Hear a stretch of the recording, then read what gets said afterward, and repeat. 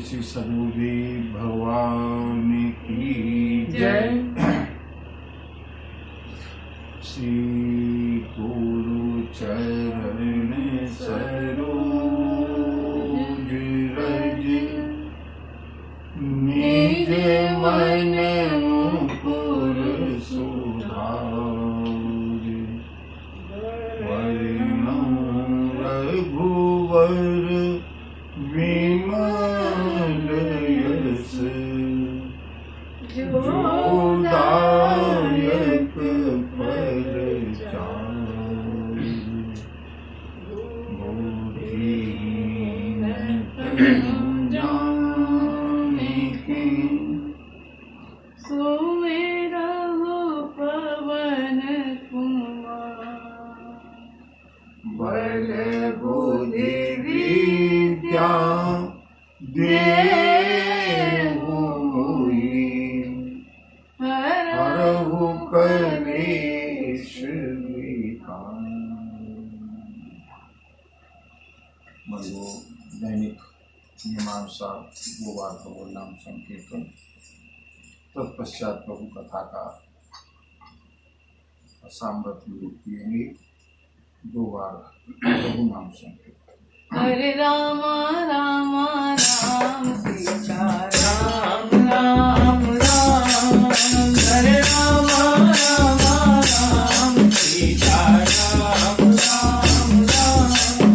हरे राम राम राम सीता राम राम राम। हरे राम राम राम सीता राम राम राम।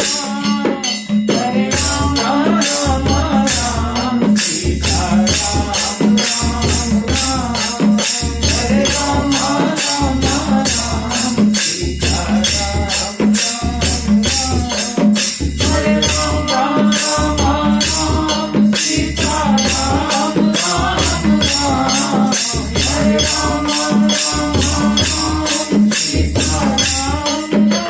हरे राम राम राम सीता राम राम राम। हरे राम राम राम सीता राम राम राम। हरे राम राम राम सीता राम राम राम।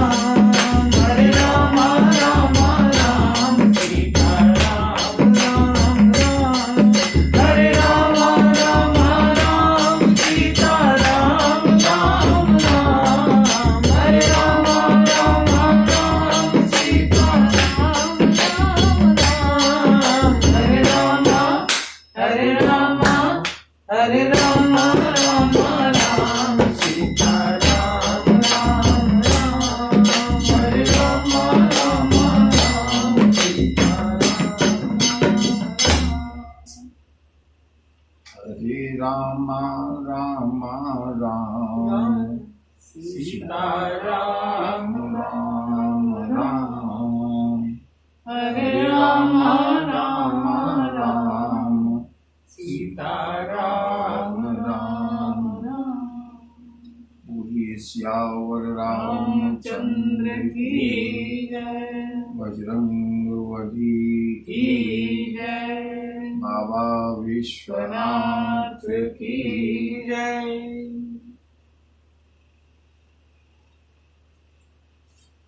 मंगल भवन अमंगल हारी मंगल भवन। अमंगल हारी प्रभु सुदशरथ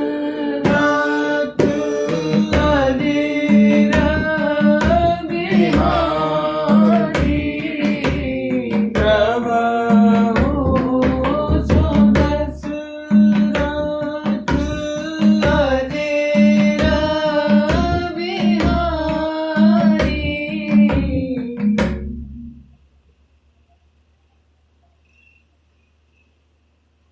मेरे प्रभु की वन यात्रा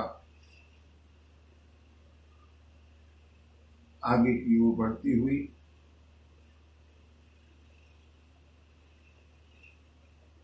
श्री चित्रकूट धाम में 12 वर्ष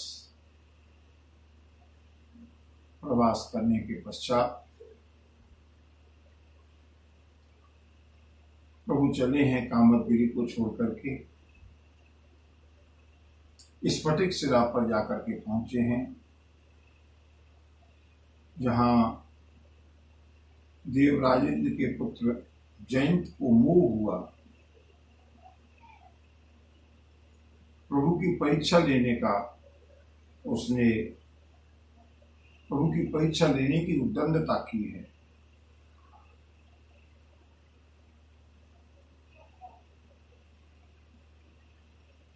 भगवती जानकी के साथ धृष्टता की। मेरे प्रभु ने अनायास ही एक सीख को मंत्राभिषिक्त करके छोड़ा है। जयंत तीनों लोकों में भयभीत होकर के पुनः देवर्षि नारद के निर्देशानुसार पहुंचा है प्रभु की शरण में, और मेरे प्रभु ने उसको उसका एक नेत्र का दंड देकर के छोड़ दिया।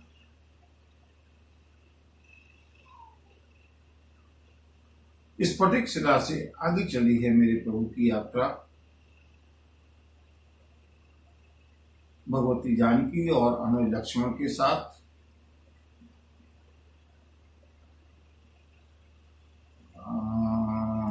सिया राम जय जय राम, राम सिया राम जय जय राम।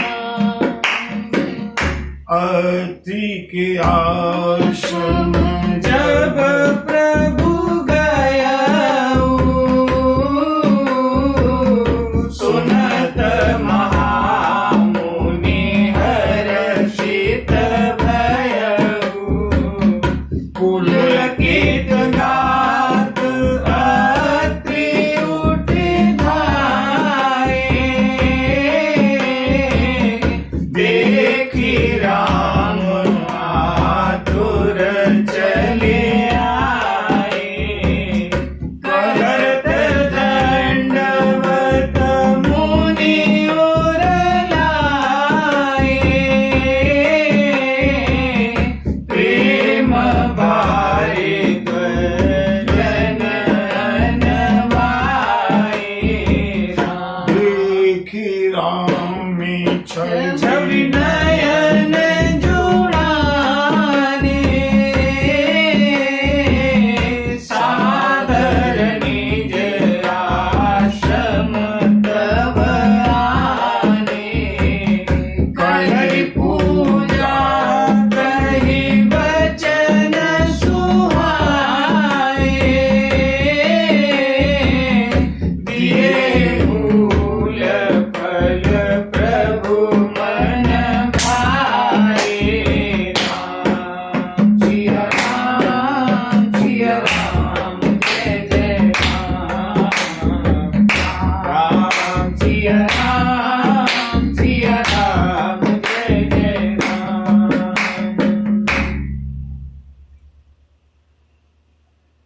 जैसी कि मैंने ज्योग्राफी बताई है चित्रकूट धाम की,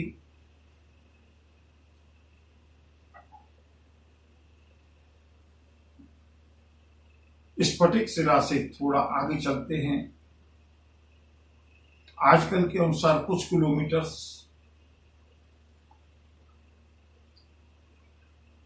वन क्षेत्र में अत्रि ऋषि का आश्रम है, और मेरे प्रभु के बन जाने का जो वास्तविक प्रयोजन है, अभिप्राय है, वो प्रारंभ हुआ है। बंधु, अरण्य कांड में प्रभु ने अरण्य में विहार करके केवल ऋषि मुनियों को सनाथ किया है, क्योंकि प्रभु का अवतार ही विप्रधेनु सुर संत हित लीन मनुज अवतार। प्रभु का अवतार ही संतों के लिए है, साधुओं के लिए है, सज्जनों के लिए है। अत्रि ऋषि का आश्रम, जिनकी परम यशस्विनी पतिव्रता शिरोमणि अम्बा अनसुईया, और बंधु बहुत ही रमणीक स्थल है। यद्यपि घनघोर जंगल है, काफी ऊंचाई नीचाई के बाद में, काफी पठारी क्षेत्र के बाद, दोनों ओर से पहाड़ों से घिरा हुआ, एक ओर भगवती मंदाकिनी का कलकल निनाद, अत्रि ऋषि का आश्रम। बंधु क्या, अब तो काफी सुविधाएं हो गई हैं, लेकिन किसी समय जब मुझे दर्शन करने का सौभाग्य मिला, देख करके लगता था कि वास्तव में हमारे ऋषि मुनियों ने कहां पर बैठ करके तपस्या की। एकदम घनघोर अरण्य, और अनसुईया जी के आश्रम से, अत्रि ऋषि के आश्रम से ही भगवती मंदाकिनी का प्राकट्य हुआ है।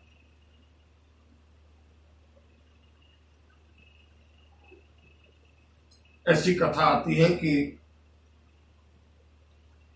अत्रि ऋषि तपस्या में, साधना में लीन थे। घोर ग्रीष्म का समय था।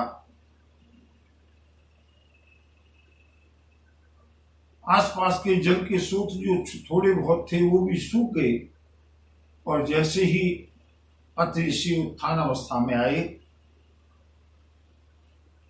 उन्होंने मां अनसुईया से जल लाने के लिए कहा, और जब पीने के लिए जल मांगा, भगवती अनसुईया ने देखा आसपास कहीं जल नहीं है, लेकिन पतिव्रता शिरोमणि है, सती शिरोमणि है अनसुईया, पतिदेव का आदेश हुआ है, पतिदेव की सेवा करनी है।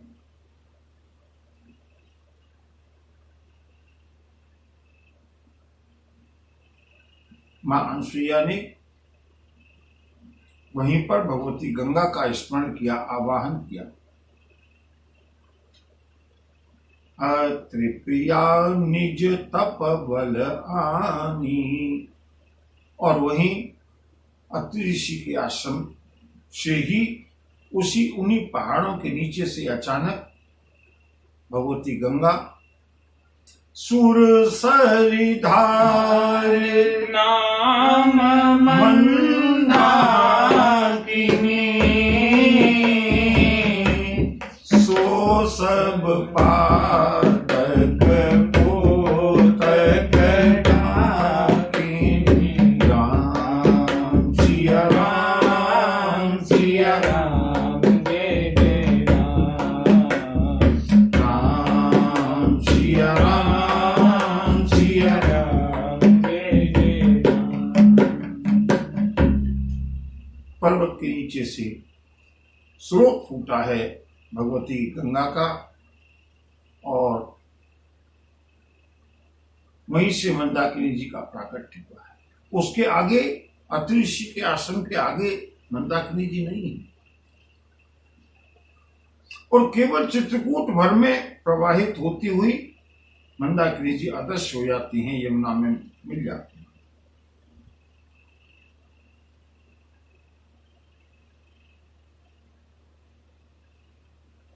इतना तेजस्वी, इतना तपस्वी, ऐसी तपोभूमि मेरे प्रभु जंगलों में होते हुए, अरण्य में विहार करते हुए पहुंचे हैं अत्रि ऋषि के आश्रम पर। अत्रि के आश्रम जब प्रभु गए, जो प्रभु कामतगिरी पर थे, तब अत्रि ऋषि प्रायः प्रभु के पास मिलने के लिए जाया करते थे।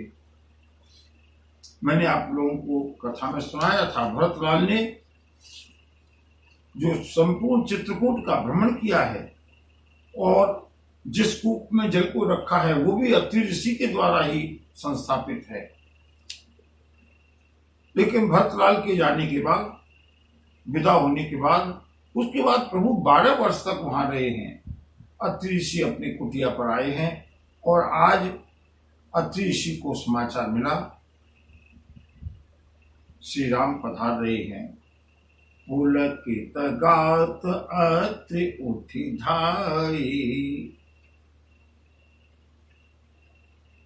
जैसे ही अत्रि ऋषि पहुंचे हैं अगवानी करने के लिए, देखे राम आतुर चले आए। प्रभु श्री राम भी बड़ी तीव्रता से ऋषि की ओर चले हैं। करत दंडवत मुनि उर लाए। प्रभु ने अनुज के सहित महर्षि अत्रि सप्तर्षियों में से दंडवत किया। अत्रि ऋषि ने प्रसन्न होकर के आशीर्वाद दिया है। अपनी कुटिया पर लेकर के आए हैं। कंदमूल फल आज से सम्मान किया है प्रभु श्री राम का। बहुत ही दिव्य स्तुति की है अरण्यकांड में महर्षि अत्रि ने। इधर प्रभु श्री राम लक्ष्मण अत्रि ऋषि के निकट हैं और उधर अत्रि ऋषि की धर्मपत्नी सती शिरोमणि मां अनसुईया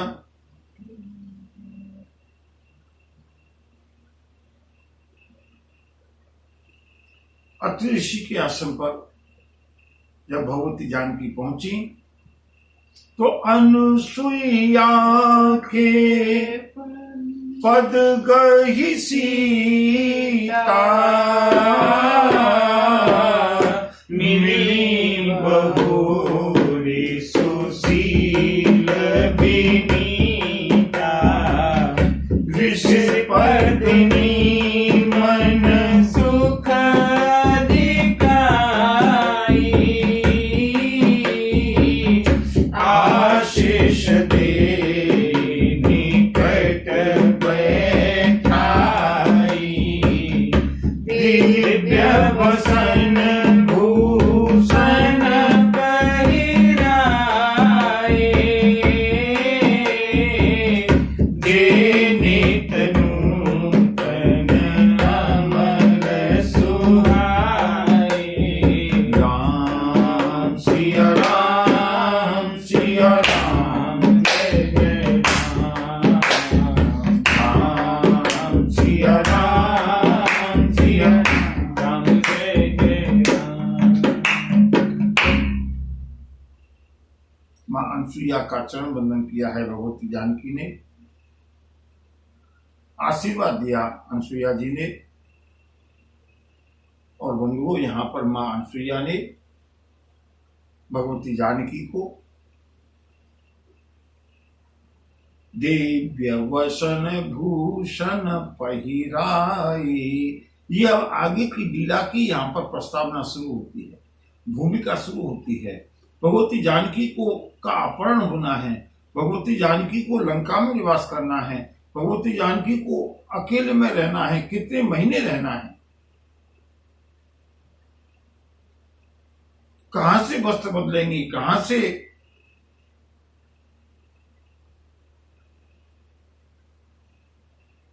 अम्बा अनसुईया ने भगवती किशोरी को अपनी बिटिया की तरह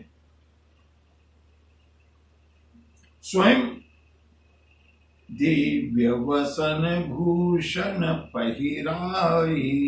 दिव्य वस्त्र और आभूषण पहनाई। दिव्य का मतलब जो लौकिक नहीं है, अलौकिक है, जो अपनी तपस्या से प्राप्त किया है। और उनकी विशेषता क्या है? बोले जे नित नूतन अमल सुहाई। नित्य नवीन रहने वाले, कभी मैले नहीं होने वाले, कभी उन पर प्रयास करने की जरूरत नहीं है, धोने की आवश्यकता नहीं है। जे नित्य नूतन अमल सुहाई। और बंधुओं, यहाँ पर अम्बा अनसुईया जी ने मां जानकी को हम लोगों के उपदेशार्थ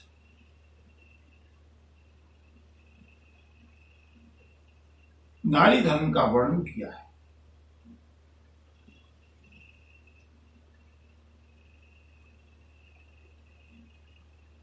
और बंधुओं, नारी धर्म के विषय में बहुत कुछ कहने की मैं आवश्यकता समझता नहीं।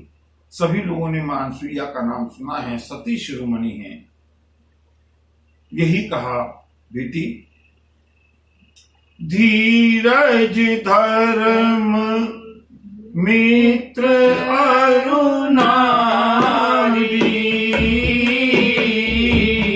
आपद काल परिखियहि चारी प्रद रोग बस जड़ धनहीना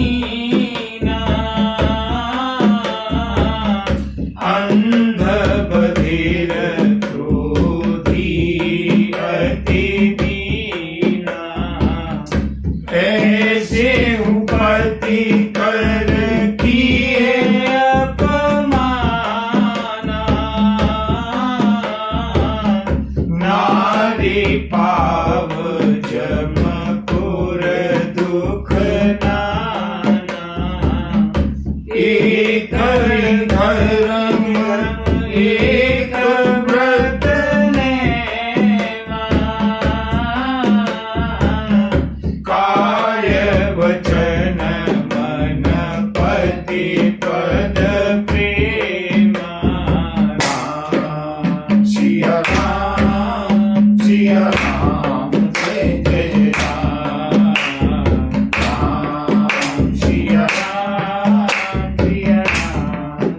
जय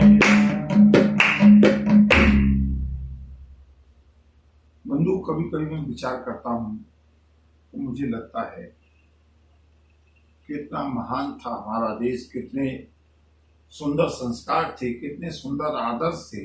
और ये आदर्श परंपरा के रूप में, संस्कारों के रूप में पीढ़ी से पीढ़ी मातृशक्ति को सिखाई जाते रहे। लेकिन अब इन संस्कारों का आत्यंतिक अभाव हुआ है। और मुझे नहीं लगता कि शायद जो लोग कथा के प्रेमी हैं, जो संस्कारी हैं, उनको तो बहुत प्रिय लगेंगे। और मैं उनसे अनुरोध करूंगा कि अपने परिवार में अपनी बिटियाओं को, अपनी बहुओं को मां अनसुईया के दिए गए इस उपदेश का कम से कम पाठ कराने के लिए करें।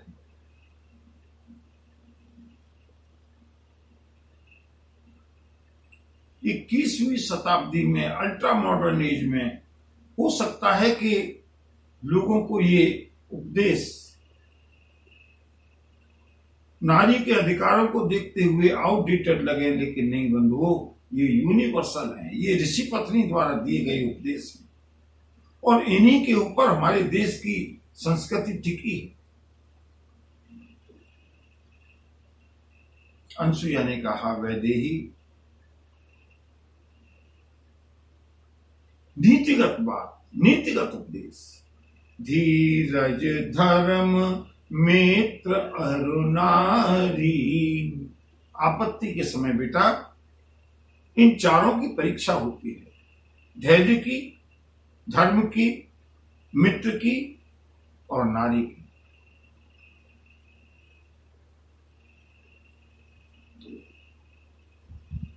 हम कितने धैर्यवान हैं, इसकी परीक्षा आपत्ति में होगी।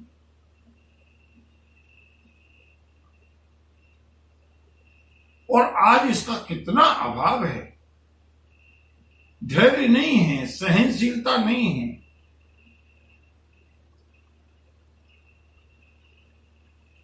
थोड़ा सा कठोर वचन सुनते ही या थोड़ा सा आपत्ति आते ही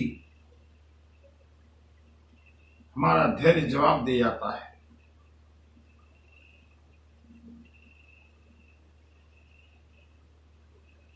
बंधु बहुत बहुत क्षोभ होता है, बहुत दुख होता है कि इस राम के और कृष्ण के देश में लोगों के अंदर सुसाइडल टेंडेंसी, आत्महत्या की प्रवृत्ति इतनी बढ़ रही है। क्यों? इन कथाओं का अनुशीलन हमने नहीं किया। हमेशा अच्छा बना रहे ये जीवन में संभव नहीं है। हरिश्चंद्र के ऊपर कितने कितने आपत्तियां आई, चक्रवर्ती सम्राट, और जाकर के शमशान घाट में नौकरी करनी पड़ी, सेवा करनी पड़ी। और सबको जाने दो बंधुओं, हम जिनकी कथा सुन रहे हैं, जिनको हम परमात्मा कह करके मानते हैं, जो चक्रवर्ती सम्राट के राजकुमार हैं, आज नंगे पैर वन वन में भटक रहे। मैं समझता हूं इससे ज्यादा आपत्ति, विपदा और किसी के ऊपर, हम लोगों के ऊपर कभी आ ही नहीं सकती।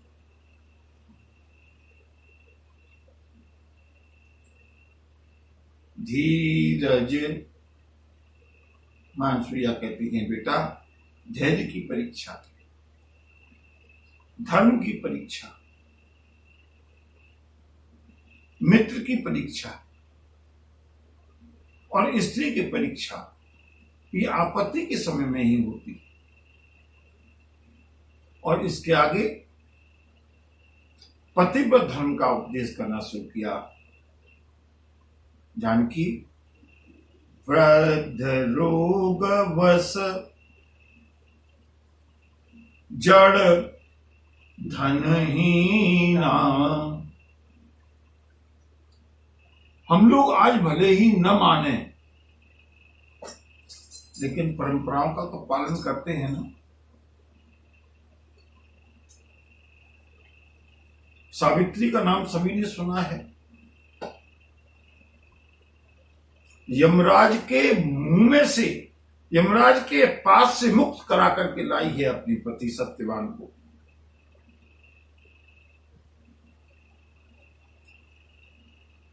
व्रत रहना हम लोग जानते हैं, व्रत के साथ कहानी कहना हम लोग जानते हैं, लेकिन और कुपरंपरा के रूप में, रूढ़ी के रूप में हमारे यहां बीच में एक परंपरा रही, सती प्रथा। और उस सती प्रथा का मतलब था कि पति के साथ पत्नी को जला दिया जाता था, आवश्यक और अनावश्यक रूप से, न चाहते हुए भी। और लोगों ने कहना शुरू किया, ये सती प्रथा तो भारतीय संस्कृति की बहुत बहुत बुरा रोग है। बंधु, मैं बताना चाहता हूं, भारतीय संस्कृति में, भारतीय धर्म में सती प्रथा को सती प्रथा नहीं है। सती तो एक भूमिका है, सती तो एक धरातल है। अनसुईया सती हुई, सावित्री सती हुई, सीता सती हुई, पार्वती सती हुई। सती का मतलब पति के साथ जल जाना अगर होता बंधुओं, आप लोग विचार कीजिए, महाराज दशरथ के जाने के बाद अम्बा कौशल्या, कैकेयी और सुमित्रा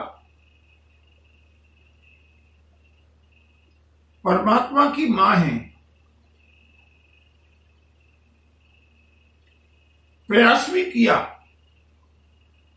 दुख के कारण महाराज दशरथ के साथ जाने का भरतलाल ने रोका है। मां, ये उचित नहीं है। ऐसी ऐसी कुप्रथाओं का तो हम लोग वर्णन करते हैं कि ये भारतीय धर्म में, भारतीय संस्कृति में,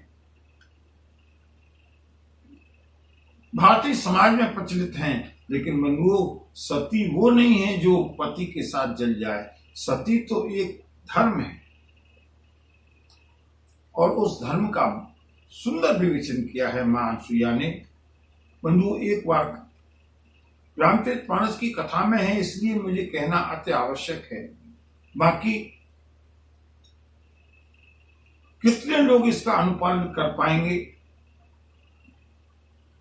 मेरा अनुरोध है कम से कम आने वाली पीढ़ी को ये सब बातें समझाई जाएं। मां अनसुईया कहती हैं, बेटा वृद्ध रोग वश जड़ धनहीना, पति चाहे वृद्ध हो, रोगी हो, मूर्ख हो, धनहीन हो, अंध बधिर अंधा हो, बहरा हो, क्रोधी हो, अति दीना अत्यंत गरीब हो, ऐसे हो पति कर किया अपमाना, नारी पाव जमपुर दुख नाना। राम सिया राम, सिया राम, जय जय राम। सिया राम, सिया राम, जय जय राम।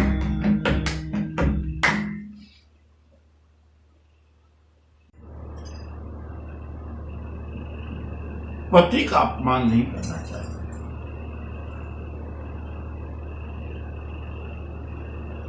हमारे शास्त्रों में केवल पत्नियों के लिए पति की महिमा का वर्णन किया गया है, ऐसा नहीं है।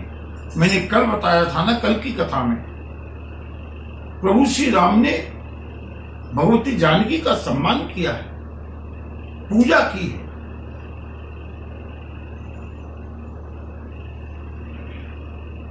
पति और पत्नी इस गृहस्थ जीवन के दो पहिए हैं। आजकल की भाषा में कहा जाए, जब तक अंडरस्टैंडिंग नहीं होगी,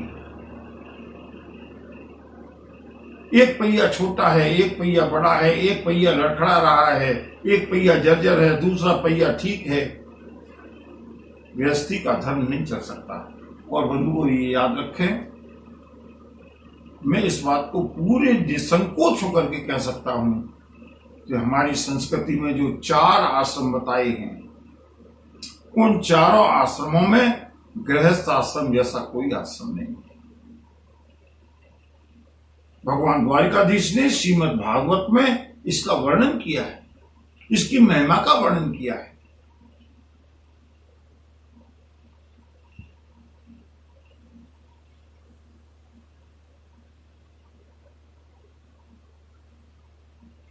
राम भी अगर आए तो गृहस्थ आश्रम में आए। अगर गृहस्थ आश्रम नहीं होता, राम और कृष्ण का अवतार कहां होता, कपिल का अवतार कहां होता, अत्रि का अवतार कहां होता। और बंधुओं, हमारे यहाँ पुत्र हो या पुत्री, दोनों को समान अधिकार, बल्कि माताओं को, मातृशक्ति को और अधिक अधिकार देकर के, अब उसका समय नहीं है, मैं थोड़ा कथा को आगे बढ़ाना चाहता हूं बंधुओं, लेकिन मैं बार बार केवल ये कहना चाहता हूं कि अगर हमारी संस्कृति के बारे में किसी को कोई भ्रम है कि हमारे यहाँ रूढ़ियां हैं, हमारे यहाँ गलत परंपराएं हैं, उनको दिमाग से निकाल दें। आने वाली पीढ़ी को अपनी संस्कृति के बारे में गौरवान्वित हों, ऐसे संस्कार देने चाहिए। अम्बा अनसुईया ने 4 प्रकार की पतिव्रताओं का वर्णन किया है। उत्तम के अस बस मन माही, सपने आन पुरुष जग नाही। जो उत्तम कोटि की पतिव्रता होती हैं,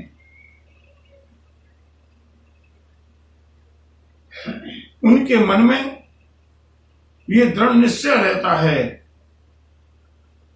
कि मेरे पति के अलावा संसार में कोई दूसरा पुरुष है ही नहीं। और भगवती अनसुईया उत्तम कोटि की पतिव्रता हैं। सभी लोगों ने, मैं समझता हूं, जो भी भारत में जन्म लिया है जिसने, और जिसने अनसुईया का नाम सुना है, उसने ये कथा जरूर सुनी होगी कि मां अनसुईया में वो पातिव्रत सामर्थ्य था, ब्रह्मा विष्णु और शंकर तीनों देवताओं को 6-6 महीने के बालक बना करके अपने आंगन में झूला झुलाया है।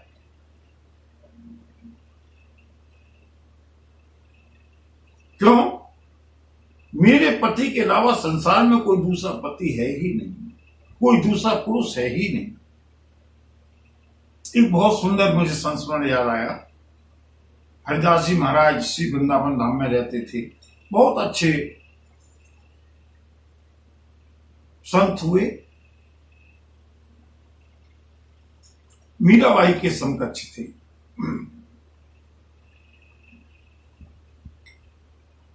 मीराबाई जब श्री वृंदावन धाम में आई, निधिवन में रहते थे।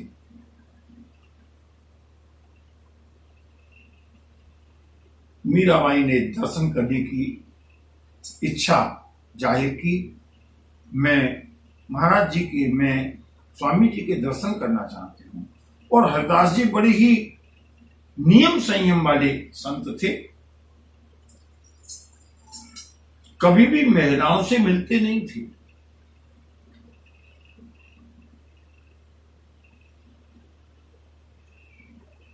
जब मीरा की फरियाद पहुंची, मीरा की प्रार्थना पहुंची, संत ने मना कर दिया। मीरा से कह देना नारियों के पास ही रहना उचित है, पुरुषों के पास आना उचित नहीं है। मीरा के पास जब हरिदास जी का समाचार पहुंचा, मीरा ने कहा, केवल गुरु जी के पास मेरा एक विचार, मेरा एक संदेश भेज देना कि मैं तो केवल मिलने के लिए इसलिए आई थी। जैसा गुरु जी ने कहा है कि स्त्रियों को पुरुषों के पास नहीं जाना चाहिए, उनकी बात उनको शिरोधार्य है, श्रेष्ठ है, लेकिन मेरी दृष्टि में सिवाय मेरे गिरधर के कोई दूसरा पुरुष है ही नहीं। मेरो तो गिरधर गोपाल दूसरो न कोई, गिरधर के अलावा मैं किसी को पुरुष मानती ही नहीं।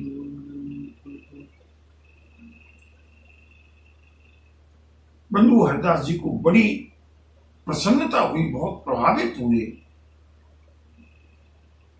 देवी मीरा के इस संदेश से।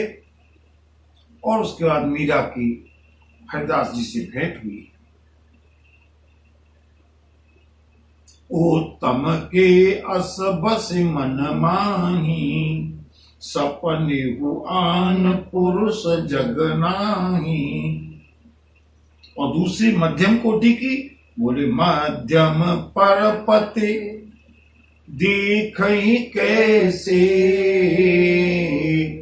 भ्राता पिता पुत्र निज जैसे। उत्तम कोटि की बात तो बंधु जाने दीजिएगा। अगर मध्यम कोटि में भी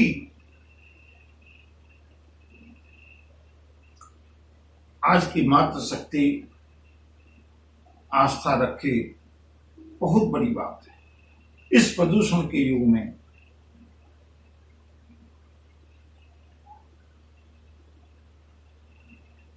मध्यम कोटि की जो पतिव्रताएं हैं, वो दूसरे पुरुष को अपने भाई की तरह, अपने पिता की तरह, अपने पुत्र की तरह दृष्टि रखते हैं। और तीसरी बोले, धर्म विचार समुझ कुल रही। केवल अपने धर्म का विचार करके, अपनी कुल की मर्यादा का विचार करके, जो मन से तो परपति का चिंतन करती है, लेकिन सामाजिक मर्यादाओं के कारण जो अपने आप को बचाए रखती है, सो निकृष्ट त्रिय श्रुति जस कही। और चौथी कोटि की, पुण्य बिनु अवसर भयते रह जो जाने धर्म नारी जन सोई। पति वंचक पर पति रति करई, रौरव नरक कल्प सत परई। उत्तम के यस जस मन माही, सपने हुआन पुरुष जग नाही। सपने हुआन पुरुष जग नाही। बिनु अवसर नहीं मिलता, या भय के कारण जो अपने धर्म में स्थित रहती है, ऐसी नारी को अधम नारी कहा गया। और बंधुओं, जो दूसरों के पतियों, अब उसके विषय में क्या वर्णन करें बंधुओं। कुल मिलाकर के अम्बा अनसुईया ने बताया, बेटा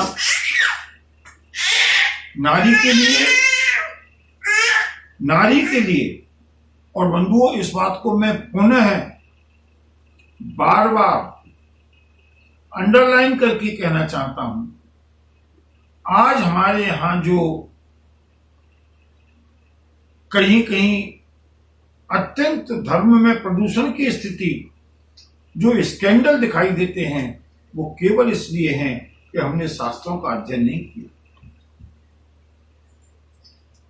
नारी के लिए एक ही धर्म, एक व्रत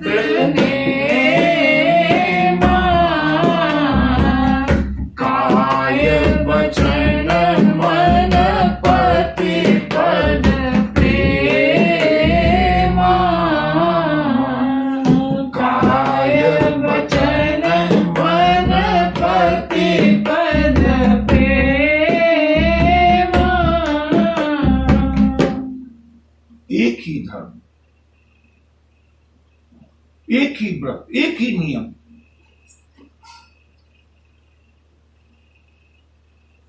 करवा चौथ का व्रत रख लेने मात्र से पतिव्रता नहीं हो जाती। पति के प्रति समर्पण। मैं केवल पत्नियों की बात नहीं कर रहा, मैंने बताया ना, म्यूचुअल अंडरस्टैंडिंग। पत्नी का पति के प्रति और पति का पत्नी के प्रति। ये बंधु समाज के लिए कथा है। आध्यात्मिकता न सही, लेकिन टूटते हुए परिवारों में, विखंडित होते हुए परिवारों में, टूटते हुए दाम्पत्य संबंधों के लिए ये कथा सुनाना अत्यंत आवश्यक है। नारी के लिए कोई दूसरा पद, कोई दूसरा धर्म नहीं, कोई दूसरा व्रत नहीं, कोई दूसरा नियम नहीं। केवल पति से मन, वचन और कर्म से निष्ठापूर्वक प्रेम।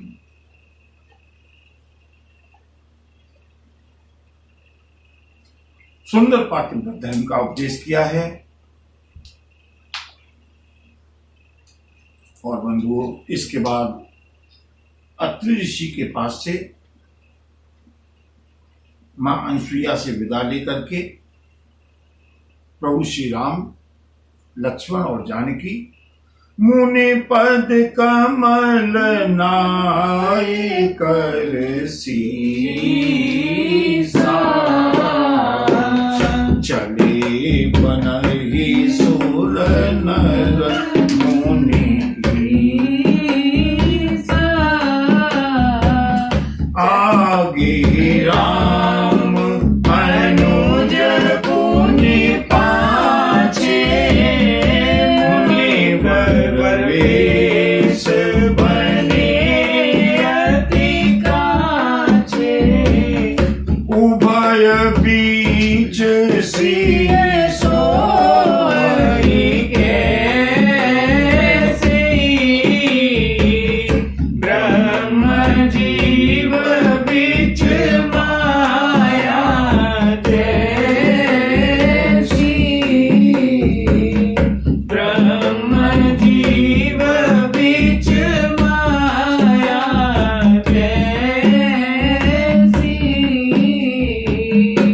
अत्रि ऋषि और मां अनसुईया को प्रणाम करके मेरे प्रभु की यात्रा आगे चली है वन में।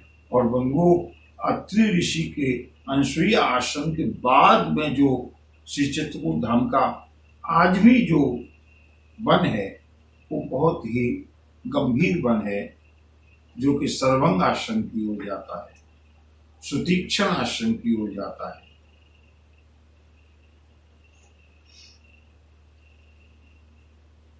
प्रभु आगे चले हैं। पुणे आए जमुनि सरभंगा सुंदर अनुज जानकी संगा। पुणे आए जमुनि सरभंगा सुंदर अनुज जानकी संगा। प्रभु लक्ष्मण और जानकी के साथ वन में भ्रमण करते हुए आगे की यात्रा करते हुए सर्वंग ऋषि के आश्रम पर पधारे हैं। सर्वंग ऋषि ने कहा, राम जात रह्यो विरंच के धामा। मैं तो ब्रह्मलोक की यात्रा करने के लिए जा रहा था, शरीर को छोड़ करके ब्रह्मलोक में जा रहा था। उसी समय मुझे समाचार मिला, सोने हो श्रवण बन आई हैं रामा। श्री राम वन में आएंगे ऐसा मुझे मालूम पड़ा और तभी से मैं आपकी प्रतीक्षा कर रहा हूं।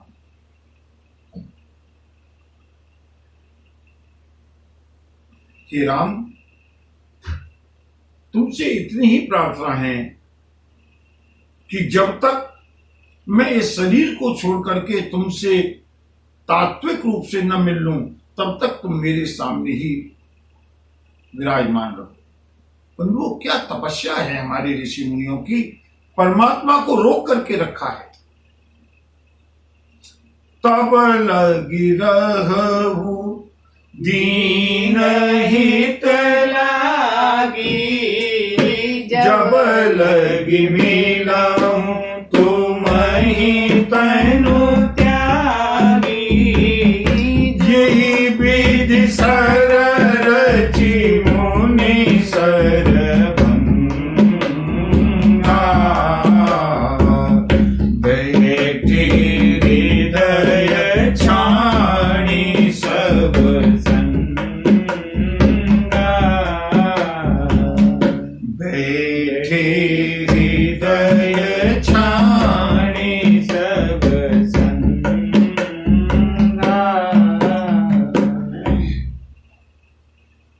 चिता को बनाया है सर्वंग ऋषि ने। सारी आसक्तियों को छोड़ करके उस चिता के ऊपर जाकर के बैठे हैं। अंतिम समय प्रभु श्री राम से वरदान मांगा है। सामने बंधु क्या भाग्य है, ये मृत्यु है, ये मुक्ति है। परमात्मा सामने बैठे हैं और परमात्मा को रोक दिया, जब तक मैं इस शरीर को छोड़कर तुमसे न मिल लूं, तात्विक रूप से तुम्हारे धाम में न पहुंच जाऊं, तब तक यहीं पर विराजमान रहना। सीता अनुज समेत प्रभु नील जलद तनु श्याम मम ही बसहु निरंतर सगुण रूप श्री राम। प्रभु श्री राम लक्ष्मण जानकी तीनों विराजमान हैं और अस कही जोग अगिनी तनु जारा राम कृपा वैकुंठ सिधारा।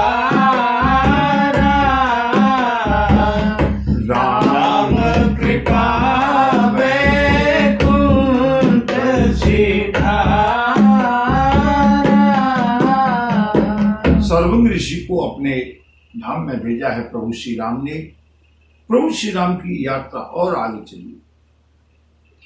पुणे रघुनाथ चलिए बन आगे, मुनिवर वृंद विपुल संग लागे। अस्थि समूह देखी रघुराया, ऊंची मुनि लागे अति दाया। ऊंची मुनि लागे अति दाया। सर्वंग ऋषि के आश्रम से होते हुए मनोजा भारतवर्ष की भूगोल का भी दर्शन करते चले। मैंने बताया चित्रकूट धाम पीछे छूट गया, सर्वंग ऋषि का आश्रम भी निकल गया। अब प्रभु दंडकारण्य की ओर,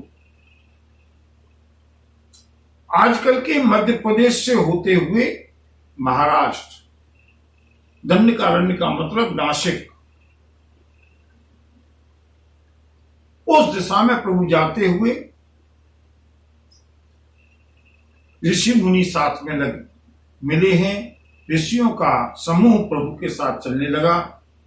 आगे प्रभु ने देखा हड्डियों का ढेर लगा हुआ है। श्री राम ने पूछा, ये हड्डियों का ढेर इतना कैसे है? ऋषि मुनियों ने बताया, श्री राम निश्चर निकर सकल मुनि खाए। यहां तक रावण का आतंक चरम सीमा पर है, और इसी आतंक को समाप्त करने के लिए प्रभु श्री राम ने वनवास को स्वीकार किया है। मनु, आप विचार कीजिएगा, श्री राम अगर चाहते तो जैसे 12 वर्ष चित्रकूट धाम में बिताए, वैसे 2 वर्ष और बिता करके वहां से लौट करके जा सकते थे। लेकिन श्री राम का उद्देश्य सारे तपस्वियों को, ऋषियों को, मुनियों को, सिद्धों को, साधकों को आनंद देते हुए यदा यदा हि धर्मस्य ग्लानिर्भवति भारत अभ्युत्थानम् धर्मस्य तदात्मानं सृजाम्यहम् परित्राणाय साधूनां विनाशाय च दुष्कृतां धर्म संस्थापनार्थाय संभवामि युगे युगे। श्री राम ने अस्थियों के समूह को देखा है। बहुत कष्ट हुआ प्रभु श्री राम को, और यहाँ पर प्रभु श्री राम ने प्रण किया है, निश्चरहीन करऊं मही भुज उठाए पन कीन। सकल मुनिन के आश्रमनि जाय जाय सुख भी। प्रभु श्री राम ने प्रतिज्ञा की है ऋषि मुनियों के सामने, मैं रघुवंशी राम आप सबके सामने इस बात की प्रतिज्ञा करता हूं कि इस पृथ्वी को राक्षसों से विहीन कर दूंगा। ऋषि मुनियों के आश्रमों पर जा जा करके मेरे प्रभु ने उनको सुख दिया है। और बंधुओं, इसके आगे एक विचित्र भक्त की कथा।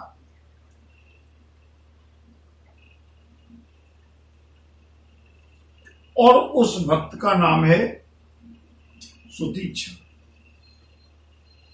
क्या नाम है? सुतीक्षा।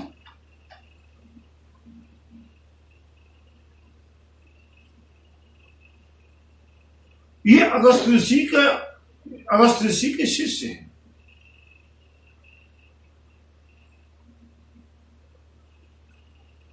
ऐसी मैंने बचपन में कथा सुनी थी। बड़े ही चटपटे अटपटे शिष्य हैं ये सुतीक्षण।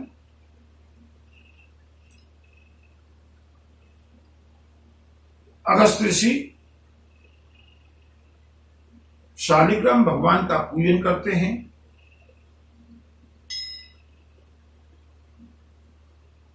सुतीक्षण जी उनकी सेवा में रहते हैं। एक बार,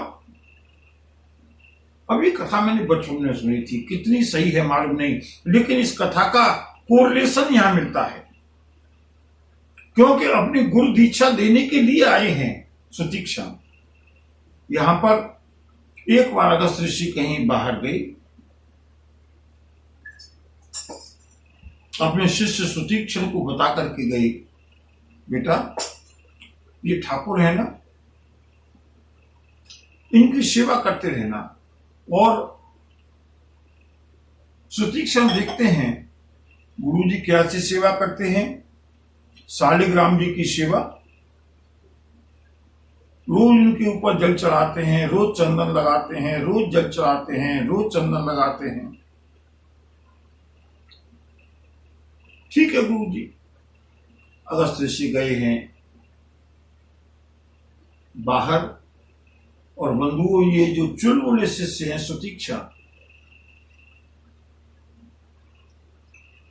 इनको कहीं जामुन का वृक्ष दिखाई दिया और नदी के किनारे सुतीक्षण जी का मन चंचल हो गया। विचार करने लगे कितना सुंदर पका हुआ जामुन है, लेकिन मिले कैसे? पास में कोई पत्थर नहीं है। उन्होंने देखा ये शालिग्राम गुरुजी के रखे हैं।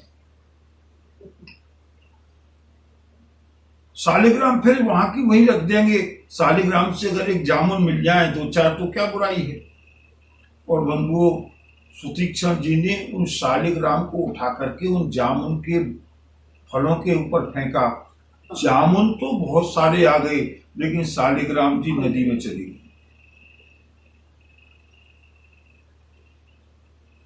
घबरा गई सुतीक्षण, अब क्या करें। बंधु क्षमा करना, प्रामाणिक किसी ग्रंथिक कथा नहीं है, लेकिन मैंने संतों से सुनी है बचपन में, और ऐसा लगता है कि इसका कहीं ना कहीं संबंध अवश्य है, क्योंकि यहाँ पर सुतीक्षण जी स्वयं प्रभु श्री राम को अगस्त्य ऋषि के यहाँ आश्रम पर लेकर के जाएंगे। अब भयभीत हो गए सुतीक्षण, क्या करें। जितने जामुन खा सकते थे वो खाए।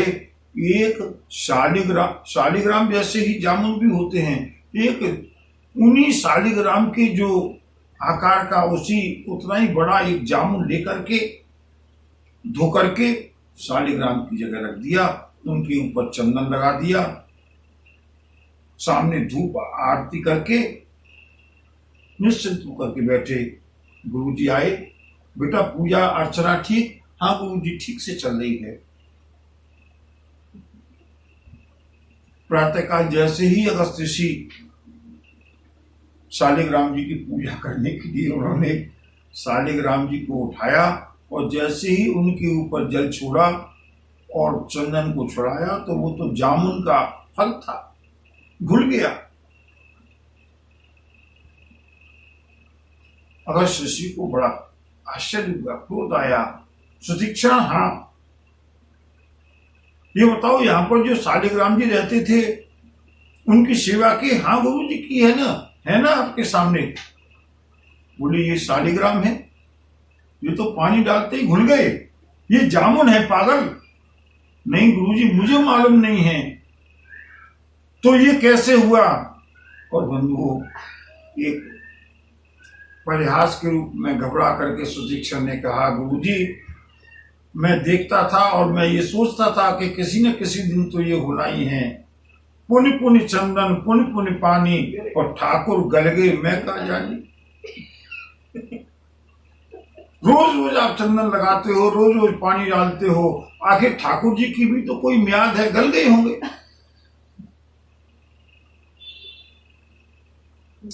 बंधुओं, ये कथा कितनी सत्य है मुझे मालूम नहीं, लेकिन अगस्त ऋषि ने कहा सुतीक्षण तू बहुत चंचल है, जब मेरी कुटिया से निकल जा। सुतीक्षण ने पैर पकड़ लिए, अपना अपराध स्वीकार किया। गुरुजी, मुझसे अपराध हो गया, सारी घटना बताई। अगस्त ऋषि ने कहा तू जा।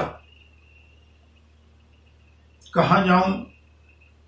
गुरुजी, मैंने इतने दिन आपकी सेवा की है, मैं आपका शिष्य हूं, कम से कम गुरु दीक्षा तो ले लो। अगस्त ऋषि ने कहा तुझ जैसा शिष्य मुझे क्या दीक्षा देगा? नहीं गुरुजी, बिना दीक्षा दिए हुए नहीं। अच्छा, तू मुझे दीक्षा देना चाहता है? हाँ। तो जो मेरे ठाकुर तूने कहीं गायब कर दिए है ना, मेरे ठाकुर को लेकर के आ, तभी मेरी कुटिया पर वापस आना।